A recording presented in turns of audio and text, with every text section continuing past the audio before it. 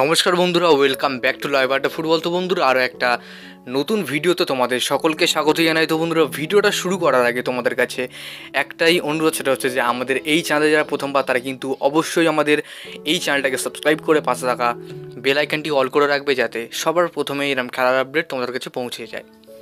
তো বন্ধুরা, বেশ অনেক দিন পর গ্যাপের পরে আজকে নতুন ভিডিও আনছি, এবং আজকে এই ভিডিওটা কিন্তু খুবই গুরুত্বপূর্ণ এবং ইন্টারেস্টিং টপিক নিয়ে হতে চলেছে। এবং যারা চ্যানেলের প্রথমবার এসে তারা কিন্তু অবশ্যই চ্যানেলটাকে সাবস্ক্রাইব করে দাও।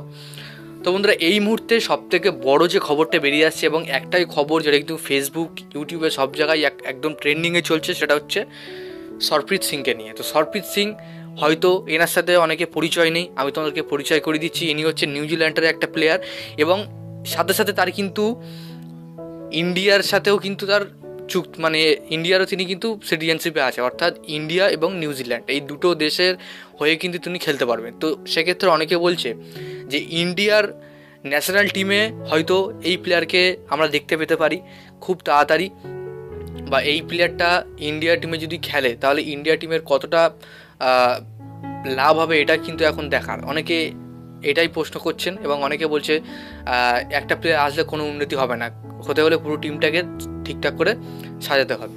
তো সেক্ষেত্রে এই প্লেয়ারের কিন্তু অবদান অনেক বড়। তিনি কিন্তু এফসি বায়ার্ন মিউনিখের হয়ে কিন্তু খেলেছেন, এবং তিনি কিন্তু সিনিয়র দলেও খেলেছেন, এবং তার খেতাবে কিন্তু একটা ইউএফএ চ্যাম্পিয়ন্স লিগের ট্রফিও আছে। তো সেক্ষেত্রে তাকে ছোটোখাটো কিছু ভাবা যাবে না, তিনি কিন্তু বায়ার্ন মিউনিখ ক্লাবেও খেলেছেন। তো সেক্ষেত্রে ভারতের একটা বড় নক্ষত্র, যেটা কিন্তু আমরা দেখতে পাচ্ছি। এবং এক্ষেত্রে তিনি কিন্তু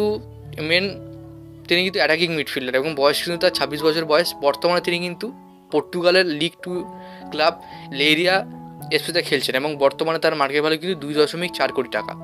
এবং এই লেইরিয়া এফসির সাথে তার কিন্তু 30শে জুন কন্ট্রাক্ট শেষ হয়ে যাচ্ছে।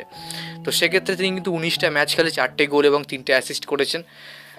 সেক্ষেত্রে কিন্তু মোটামুটি ফর্মে আছে। তো অনেকে বলছে মোহনবাগান এই প্লেয়ারকে টার্গেট করতে পারে, মোহনবাগান চাইলে এই প্লেয়ারটাকে তাদের দলের সই করাতে পারে। এই নিয়ে কিন্তু অনেকে ভিডিও বানিয়েছে। অনেকে বলছে 40% চান্স আছে, 50% চান্স আছে। তো অনেকে অনেক কথা বলছে, এবং আমি তোমাদেরকে বলতে চাই, বর্তমানে কিন্তু মোহনবাগান এই প্লেয়ারের সাথে কিন্তু কোনো কথাবার্তা এখনও পর্যন্ত চালায়নি।